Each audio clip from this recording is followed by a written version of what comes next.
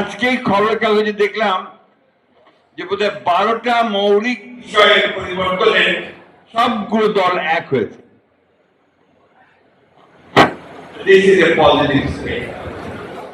এবং ধন্যবাদ জানাই ডক্টর আলী রিয়াজকে, তিনি অক্লান্ত পরিশ্রম করে তার টিমকে নিয়ে ওই জায়গাটা আসার চেষ্টা করেছেন। আমাদেরকে অনেকে কোটা দিয়ে কথা বলে যে আমরা সংস্কার চাই না, সংস্কারের চিন্তাটাই তো আমাদের, সংস্কারের শুরুটা আমাদের দিয়ে।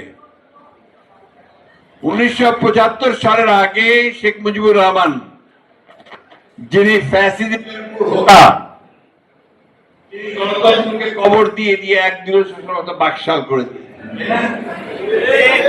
সেই বাকশাল থেকে ফিরিয়ে বহুদলীয় গণতন্ত্র নিয়ে এসে মাল্টি পার্টি সিস্টেমের যে গণতান্ত্রিক ব্যবস্থা চালু করলেন কে বলেন? জিয়াউর রহমান, আমাদের দলের প্রতিষ্ঠাতা।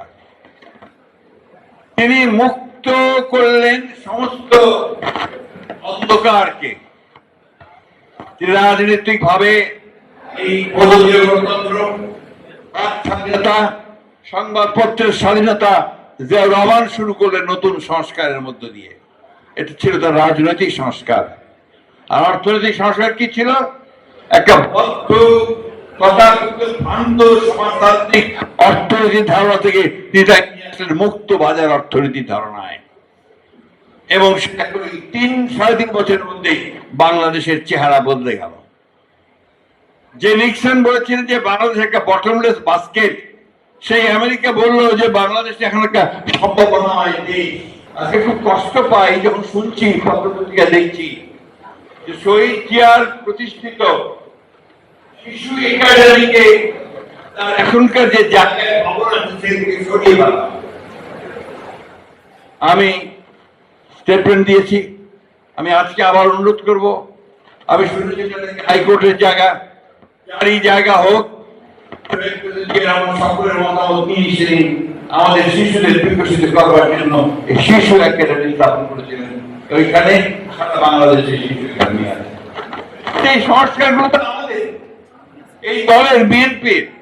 আমরা সংস্কারকে ভয় তো পাই না, আমরা সংস্কারকে স্বাগত দিই, তাই না? একটা কমেন্ট করতে চাই, এই যে পিআর, প্রপোর্শনেট রিপ্রেজেন্টেশন, আনুপাতিক হারে প্রতিনিধি আপনার পার্লামেন্টের লোয়ার হাউসে, এটা আমাদের দেশের মানুষ বোঝেই না। তারা বলে পিআর কি জিনিস ভাই? যারা এখনো ইভিএম এ ভোট দিতে পারে না, বোঝে না ঠিক মতো, ইভিএম এ ভোট দেন, তার পিআর বুঝবে কি করে? এই চিন্তা ভাবনা থেকে দূরে সরে যেতে হবে। এবং দুঃখজনক ভাবে আমাদের দেশের কয়েকটা রাজনৈতিক দল থেকে প্রমোট না পণ করে বসে আছে, এটা না হলে নির্বাচনে যাব না। এখন কি বলবো বলেন? এই দেশের মানুষ যেটাতে অভ্যস্ত, সেই ভোটের ব্যবস্থা করেন, তার প্রতিনিধিত্বের ব্যবস্থা করেন, তার যার প্রতিনিধিত্ব থাকে, রিপ্রেজেন্টেশন থাকে, সেই পার্লামেন্টের নির্বাচনের ব্যবস্থা করেন, তাহলে এই সমস্যাগুলো সমাধান হবে না। বাইরে থেকে এসে বসে বা কাউকে আপনার নতুন ভাবনা দিয়ে কিন্তু আমরা পরিষ্কার করে বলতে চাই, আমরা চাই অবিলম্বে সংস্কারগুলো শেষ করুন। অবিলম্বে এই যে একটা আছে আপনার সনদ ঘোষণা, সেই সনদও ঘোষণা করুন। আর দয়া করে নির্বাচনের যে তারিখটা নির্ধারণ করেছেন আমাদের চেয়ারম্যানের সঙ্গে লন্ডনের বৈঠকে বসে, যেটাতে জাতীয় অনুপ্রাণিত হয়েছে, আশান্বিত হয়েছে, সেই সময়টাতে নির্বাচন দিন, মানুষ তার অধিকারটা ফিরিয়ে দিন, ভোটের অধিকার ফিরিয়ে দিন।